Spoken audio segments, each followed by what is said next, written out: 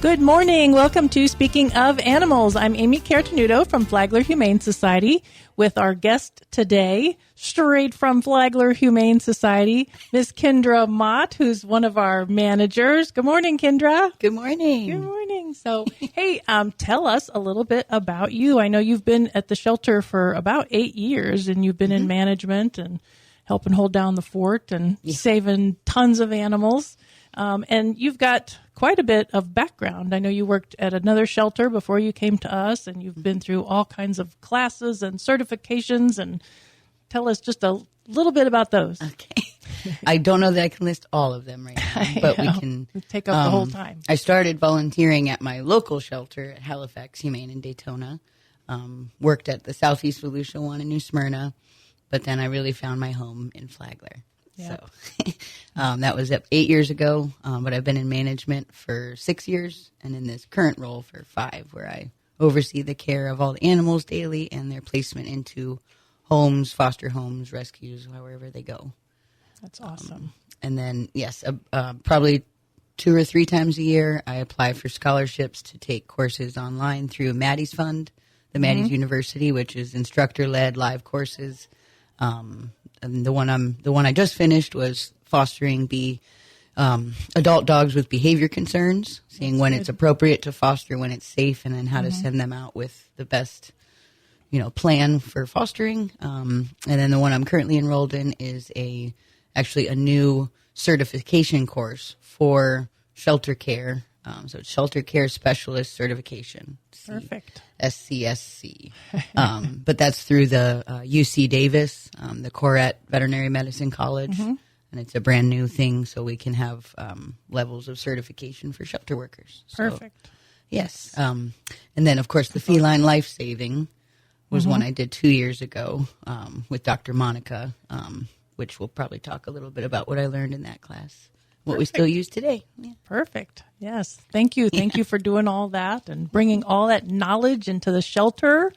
And we also have somebody else we have to introduce. I never know whether to call the animals the co-hosts or guests, but today we have Beast with us. Welcome, Beast. Kendra, can you tell us a little bit about Beast? We've had him for several months. Yes, almost 6 months, 5 months now. Beast. He came in as a stray from the city of Bunnell. He came in with a friend, Beauty. So it was Beauty and the Beast because he was kind of in rough shape.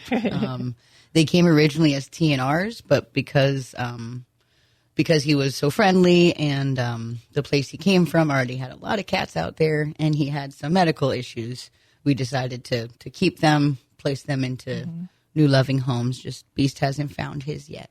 Beauty got adopted pretty quickly, and poor Beast. Yeah. Poor Beast. I know. Yes. You're very handsome, Beast. He was meowing a lot earlier, but now I guess he's shy. Settled in, yeah. So he's got a few things against him, as people don't always prefer male cats because they think they have spraying issues, which doesn't happen after they're neutered. Yeah. And he's all black, so it's not they've got a lot of stigma against him. And then he has a condition called stomatitis, where he has an autoimmune reaction in his mouth to his teeth or saliva, where we've had to extract several of them and keep him on some steroids to maintain it. But he's manageable now. So and he still eats just fine. Oh, yes. And doesn't Loves slow to him eat. down. Typical boy. Yeah. So since we talked about Beast's medical challenges, that's the kind of thing that we see quite often at the shelter, either stomatitis. We see urinary tract issues sometimes. We see a lot of things. Luckily, we have veterinarians at the shelter 6 days a week, so we're able to tackle a lot of these things. And if an animal comes in, sometimes they come to us with 5 or 6 different problems, and we can whittle them down and get them hopefully 100% healthy before they go home. And if not 100%, at least manageable, like you were saying with Beast. He's going to be on meds, but they're inexpensive meds. And yeah, it's only when there's flare-ups. Yeah. So I think we've extracted enough teeth that they're saying probably no more extractions, but as long as it's manageable, he might only need to get the steroids and antibiotics once a year, twice a year. It just depends on a lot of things, his stress levels, his diet. It can be well managed. I have a kitty currently at home that also suffered from stomatitis. She did receive the full mouth extraction. Oh, geez. You had to have a couple of dentals done on her. Until they knew for sure that was her best course and the last, remaining option. So. And you have to tell everybody her name, because I love her name. Her name is Fatty Pants. But at the time where she was seeing the vet a lot for these issues, they were so excited to meet Fatty Pants because they thought it would be this great big huge cat, which normally she was, but she had lost quite a bit of weight from the pain that she was dealing with her teeth, so we called her Skinny Jeans. But now? Back to Fatty Pants. Yes, extra large. As well, we're maintaining a healthy weight now, but she's still I love a little large. Yeah. I love it. Yeah. So I wanted us to talk a little bit about when people should, if they see a cat walk through their front yard and they're concerned, everybody, rescue is the big thing now. Let's rescue it. Let's rescue it. So if somebody sees a cat just walk through their front yard, should they immediately pick it up and bring it to the shelter? Please don't. Yes, please. So and it depends on a lot of things. If it's a new cat they've never seen before, a lot of people do think, oh my God, it's lost. I've got to get it to the shelter so it can find its owners. But they are 50 times more likely to find their home if you leave them alone.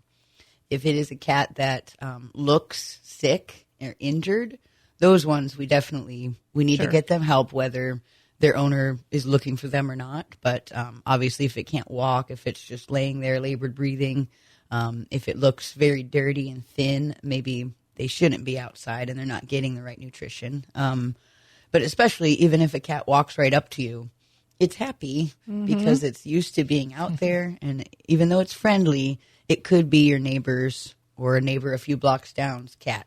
They're usually found within 3 blocks of where they live.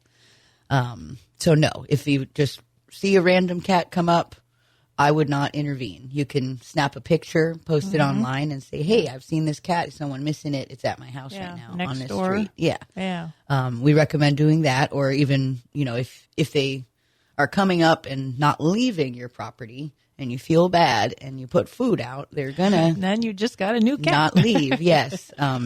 It's actually just as likely that people will find their feline friends at a shelter as they would outside. So it's 25% of people that own cats got them from a shelter. Same percentage found them outside. So, and they just got adopted. Yeah. So, and that's the other thing is most people that are missing their indoor-outdoor cats aren't going to go looking for a little while.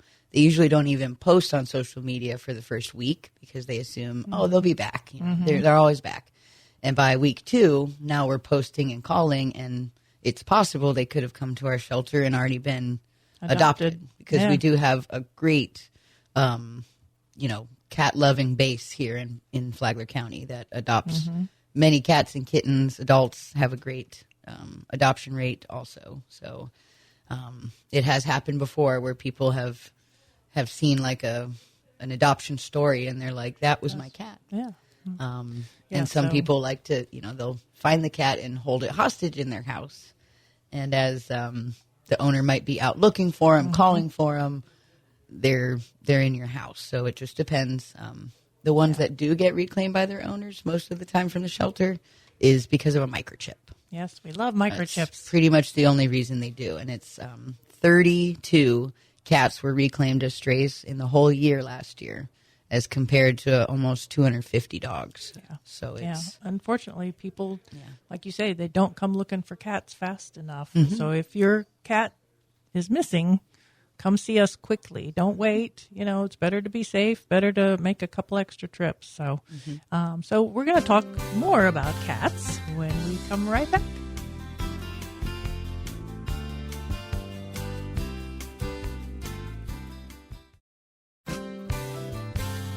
Welcome back to Speaking of Animals. I'm Amy Cartenuto from Flagler Humane Society here with Kendra Mott, also from Flagler Humane Society.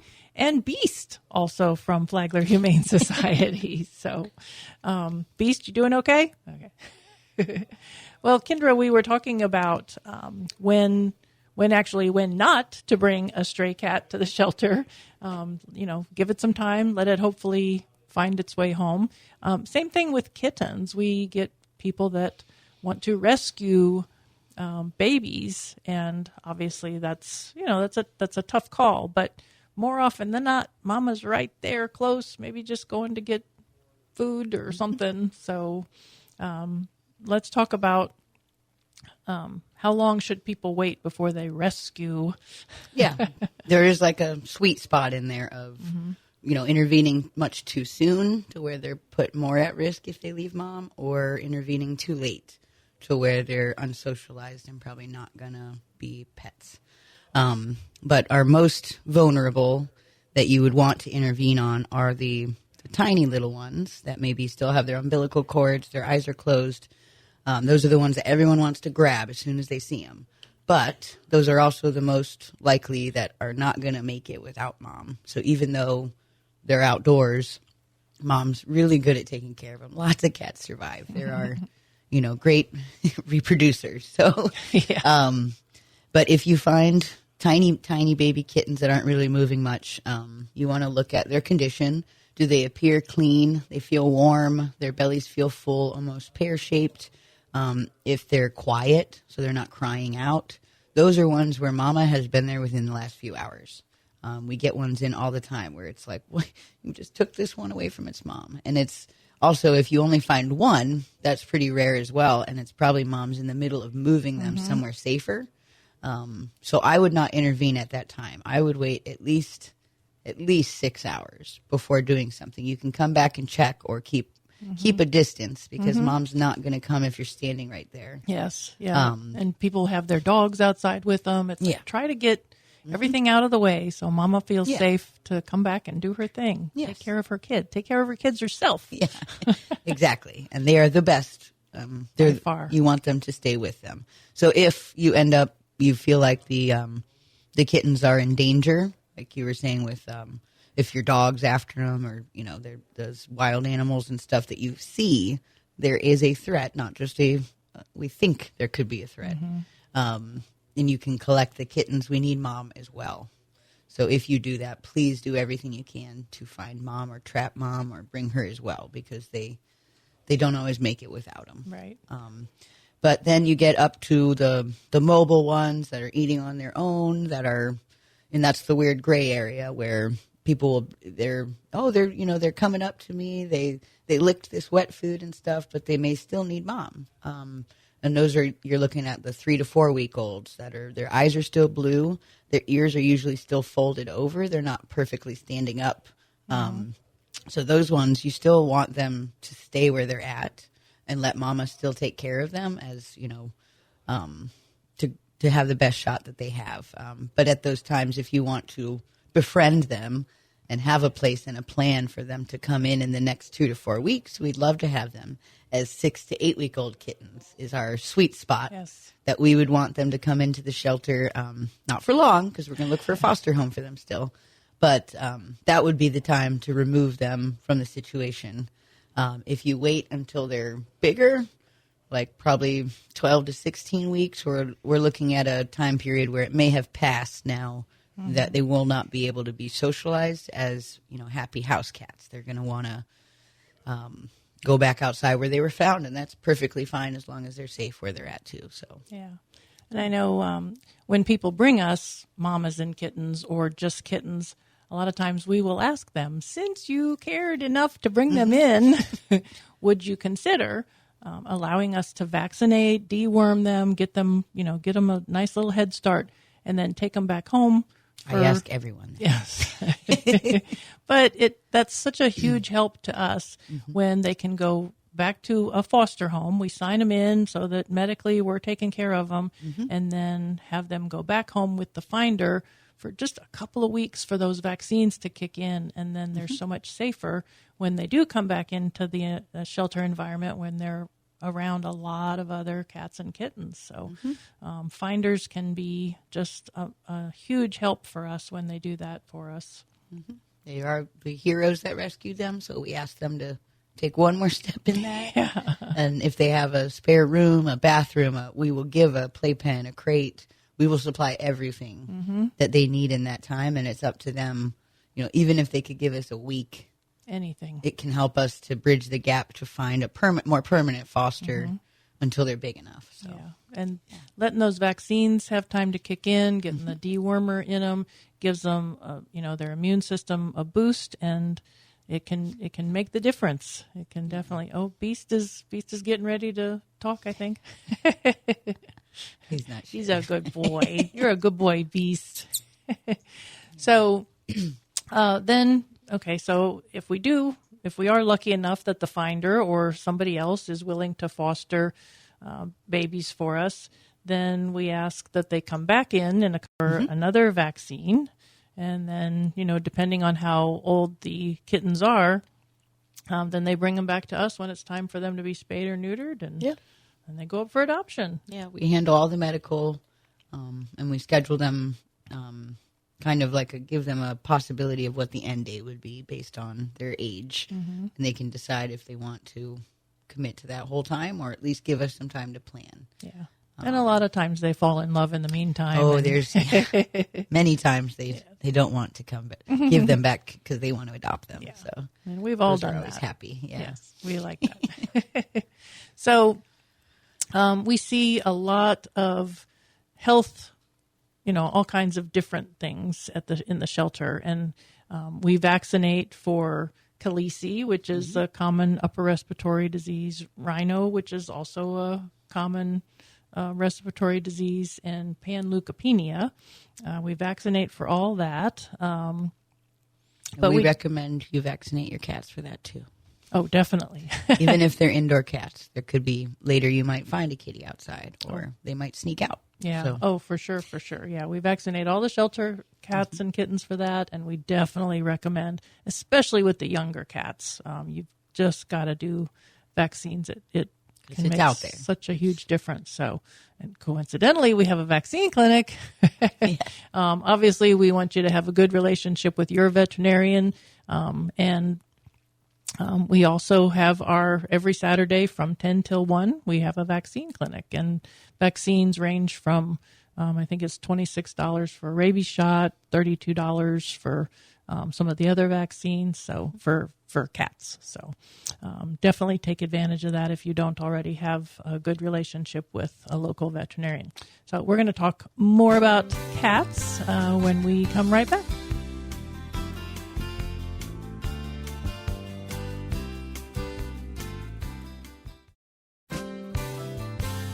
And we are back. Speaking of animals with Kendra Mott and Beast. So, Kendra, one thing we didn't touch on yet was TNR, trap, neuter, return. Something that we are huge proponents of. You want to talk a little bit about that? Yes, we've been offering the services for many years, and it's usually the most recent years. It's been Wednesday mornings at 8:30. You can bring in a cat in a trap and get them sterilized. City of Palm Coast, I think it's $25. They'll get vaccinated, the ear notch, so you won't know, you'll know that they are sterilized, and then they can go back. But we are expanding it to Tuesday mornings as well. So 8:30 Tuesdays and Wednesdays, you can bring kitties in a trap, and we'll fix them and vaccinate them. And that's by far the most effective way to keep, like if you notice more and more cats congregating and you're not feeding them, somebody nearby must be feeding them. But in the meantime, sterilizing them keeps others from joining them, and, having a couple of cats in the neighborhood is no big deal. So we're definitely here to help with all of that good stuff. So I know today was mostly about cats, but I know one of your other favorite species. You're a ferret lady too. I am. It's been a few years, but I've owned many ferrets for many years, and we currently have 2 lucky ferrets up for adoption. They're both males. They're already sterilized and vaccinated. And they're pretty bonded, I think, aren't they? Yes, we always recommend that ferrets stay in their like they're very social animals, and besides the fact they're just getting bored, they do so much better health wise and happy wise when they have a friend. So well, come see the ferrets up for adoption. We're open now late, 2 nights a week. We're open till 7. So if you work and you can't get around to see us, come Monday nights or Friday nights till 7, and then of course we're open on the weekends too. So come and adopt, please. Please.